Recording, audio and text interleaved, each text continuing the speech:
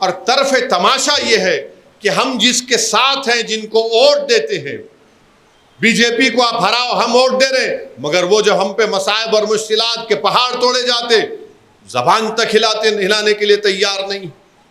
یہ کب تک نہیں ہلائیں گے زبان؟ آپ بولنا پڑے گا نا۔ ہم تو کوئی بھینس نہیں ہے کہ صرف آپ ہمارا دودھ نتھار کر دودھ پی کے ملے کھا کے چلے جائیں گے۔ ہم کو اے ٹی ایم کی مشین تو نہیں ہے کہ آپ آئیں اور بولے کہ دیکھو ہرانا ہے، ووٹ لو ہمارا، پھر اس کے بعد غائب۔ روکنا پڑے گا آپ کو ان لوگوں کو۔ کیوں ایسا ہو رہا ہے؟ یہ کیا وجہ ہے اس کی؟ تو فرقہ پرستی اتنی ہمارے ملک میں بڑھ چکی ہے، خاص طور سے جو نفرت مسلمانوں کے خلاف تیار کی گئی ہے، وہ برسوں رہنے والی ہے، اور اس کا خاتمے کے لیے کوئی بات ہی نہیں کرنے والا ہے۔ سب بات کریں گے، بڑی بڑی میٹھی بات کریں گے، رے بھائی زہر کو کیسے روکا جائے گا؟ کون سا تریاق آپ کے نے بتاؤ ہم کو کہ اس سے کیسے اس کو روکا جائے گا؟ تو اس لیے میرے عزیز دوستوں اور بزرگوں، ایسے وقت میں بہت ضروری ہے کہ مسلمان اپنی سیاسی قیادت کو مضبوط کریں، مسلمان اپنے ووٹوں سے اپنے سیاسی نمائندوں کو کامیاب کریں۔ کوئی بری بات نہیں ہے، کوئی بری بات نہیں ہے جب میں مسلمانوں کی سیاسی لیڈرشپ کی بات کرتا ہوں تو لوگ میرے کو بولتے فرقہ پرستی بڑھیں گی۔ کہاں بڑھیں گی فرقہ پرستی؟ آج کانگریس کی حکومت ہے، ریڈی ہے ہی نہیں ہے۔ اب ہے نا، ٹی آر ایس تھی تو ویلما تھے، تیلگو دیشم آئی تو وہاں کما ہو گئے، جگن تھے تو ریڈی تھے۔ ارے یہ آپ کو سمجھنا ہے اس بات کو۔ مگر اگر ہم اس تحفظ ذہنی کا شکار ہو جائیں گے، ارے نہیں اسد الدین اویسی تو بولتے بھائی، ان کی بات سننے میں اچھا لگتا، مگر گاؤں کا علاقہ، میرے بھائی گاؤں ہو شہر ہو سب ہو رہا ہے ایک جگہ پر۔ اس کو روکنے کا ایک ہی طریقہ ہے کہ اپنے آپ کو لیڈر بناؤ، یا نہیں تو کسی کو اپنا لیڈر بناؤ، اپنی جماعت کو مضبوط کرو۔ صرف اگر آپ بولیں گے کہ نہیں اب ایسا ہو جائے گا، نہیں ہوتا۔ آپ کو اپنی جگہ پر یہ فیصلے لینا پڑے گا۔ ہم بھی چاہتے ہیں فرقہ پرست طاقتوں کو شکست ہو، مگر شکست تو ہو رہی ہے، سیٹ کم ہوئی ہے، مگر ہماری سیٹیں بڑھی نہیں رہی ہے۔ بی جے پی کے سیٹ تو کم ہوئے، ہم تو وہی 4% پر ہیں۔ اگر آپ دیکھیں گے اس پارلیمنٹ کے الیکشن میں بی جے پی کو 36% ووٹ ملا، 2019 سے صرف 1% ووٹ کم ملا ان کو، 1% صرف۔ اور سب سے زیادہ ووٹ کہیں پر بی جے پی کے خلاف دیا گیا پورے ملک میں، کسی کا نام نکال کر دیکھا جائے تو مسلمان ہیں۔ مگر آپ کے نمائندے کامیابی نہیں ہو رہے ہیں پارلیمنٹ میں، صرف 4%، یعنی 24 یا 25 جیت کر گئے ہیں۔ اور نہ مہاراشٹر میں کوئی مسلمان ایم پی، نہ کرناٹکا میں کوئی مسلمان ایم پی، نہ راجستھان میں، نہ چھتیس گڑھ میں، نہ مدھیہ پردیش میں، نہ دلی میں۔ ایسے کئی ریاستیں ہیں جہاں پر 14% آبادی کا کسی بھی پارٹی سے کوئی اچھا۔ اس بار تو کانگریس نے بھی ٹکٹ کم دیے، اس بار سماج وادی نے ٹکٹ کم دیے، اس بار ٹی ایم سی نے بھی ٹکٹ کم دیے۔ تو یہ حالات ہیں، یہ سچائی اور حقیقت میں آپ کے سامنے بیان کرنے آیا ہوں۔ بہرحال میری آپ سے گزارش ہے کہ کوڑنگل میں آپ مجلس کو مضبوط کریے، اور ہم بھی چاہتے ہیں کہ تلنگانہ پرامن رہے، اور تلنگانہ کو پرامن رکھنے کے لیے تلنگانہ اور ترقی کرے۔ اس کے لیے میں نے پہلے بھی کہا اسمبلی الیکشن کے بعد کہ ہم چیف منسٹر ریونت ریڈی کی تلنگانہ کی امن کے لیے، تلنگانہ کی ترقی کے لیے ہم ان کا ساتھ دینے کو تیار ہیں، اور حکومت کی بھی ذمہ داری ہے کہ وہ ان چیزوں کا نوٹ لیں۔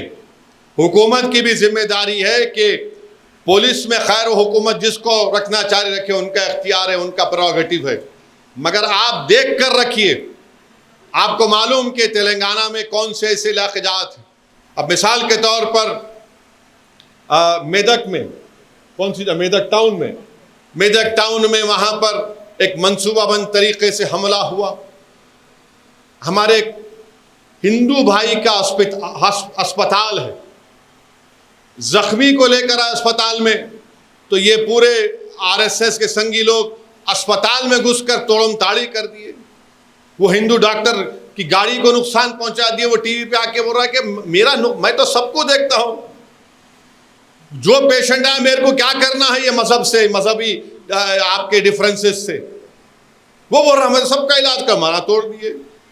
پھر وہاں سے کوثر صاحب فوراً پہنچے وہاں پر، میں بات کیا، پھر زخمیوں کو ہم وہاں سے اسرا ہاسپٹل لا کر رکھے، علاج کروائے لوگوں کا، پھر ان بعض لوگوں کی گرفتاریاں بھی ہوئیں، پھر ان کو مجلس کی طرف سے کوثر محی الدین صاحب نے وکیل کا انتظام کیا، الحمدللہ ان کی بیل ہوئی۔ تو یہ چیزیں حکومت کو دیکھنا ضروری ہے۔ آپ بہترین سے بہترین پولیس آفیسرز کو رکھیے، کسی کی طرفداری کرنے کی ضرورت نہیں ہے، کسی کی طرفداری مت کریے، کوشش یہ ہونی چاہیے کہ امن رہے۔ تلنگانہ کو اگر اور ترقی کرنا ہے تو امن بہت ضروری ہے، اور امن اسی وقت ہوگا جب یہ طاقتیں جو نفرت پیدا کرنا چاہتی ہیں، جو امن کو کمزور کرنا چاہتی ہیں، ان کو آپ اور ہم جانتے ہیں، ان سے ہم کو اور حکومت کو چاہیے کہ ان پر نظر رکھیں، اور میری آپ سے گزارش ہے کہ اپنے حوصلوں کو بلند رکھیں، ڈرنے اور گھبرانے کی کوئی ضرورت نہیں ہے۔ الحمدللہ آپ لوگوں کی دعاؤں کا نتیجہ تھا کہ مجلس کے اراکین اسمبلی کو بھی اللہ نے کامیاب کیا، آپ لوگوں کی دعاؤں کا نتیجہ تھا کہ حیدرآباد کی پارلیمنٹ کی سیٹ سے مجلس اتحاد المسلمین کو اللہ سبحانہ و تعالیٰ نے نبی کریم صلی اللہ علیہ وسلم کے صدقہ طفیل میں ایک تاریخ ساز کامیابی سے ہمکنار کیا۔ میں شروع سے کہہ رہا تھا کہ حیدرآباد میں چاہے کوئی بھی آ جاؤ، امت شاہ، بی جے پی، RSS، پورے ہندوستان سے آ کر بیٹھ گئے، کچھ نہیں ہوا الحمدللہ، کیونکہ مجلس وہاں پر کام کرتی ہے۔ مجلس دارالسلام میں بیٹھ کر جب کام کرتی ہے تو یہ نہیں دیکھتی ہے کہ دارالسلام کو آنے والا کون سے مذہب کا ہے، اس کے سر پہ ٹوپی ہے یا پھر اس کے پیشانی پر تلک ہے، یا کوئی برقع پہن کر آ رہا ہے یا برقع پہن کر نہیں آ رہی ہے۔ جو دارالسلام کو آتا مجلس ان کا کام کرتی ہے۔ اور میں آپ کو بتا رہا ہوں کہ چاہے اسمبلی کا الیکشن ہو یا پارلیمنٹ کا الیکشن ہو، خاص طور سے ہمارے دلت بھائی اور بہن، ہمارے جو آدیواسی لوگ ہیں، حیدرآباد پارلیمان حلقہ میں ہے تھوڑے بہت، اور جو ہمارے ہندو بھائیوں دیکھ چکے مجلس کے کام کو، وہ جانتے ہیں مجلس کا کام ہے کہ وہ سب کا کام کرتے ہیں۔ تو میں امید کرتا ہوں کہ کوڑنگل میں بھی ہماری جماعت کے لوگ پورے کوڑنگل کی عوام کے لیے کی نمائندگی کریں گے، ان کا کام کریں گے، اور انشاءاللہ تعالی ہم مجلس اتحاد المسلمین کو یہاں پر اور مضبوط کرتے رہیں گے۔ میری آپ تمام کا بہت شکریہ ادا کرتا ہوں کہ آپ یہاں پر آئے۔ مجھے حیدرآباد میں ایک میٹنگ ہے، اور اس لیے میں آپ سے اجازت چاہتا ہوں۔ انشاءاللہ تعالی بعد میں ایک اور بارش کے بعد ایک جلسہ رکھیں گے، اور انشاءاللہ تفصیلی آپ تمام سے بات چیت ہوگی۔ بہت بہت شکریہ۔ وآخر الدعوی الحمدللہ رب العالمین۔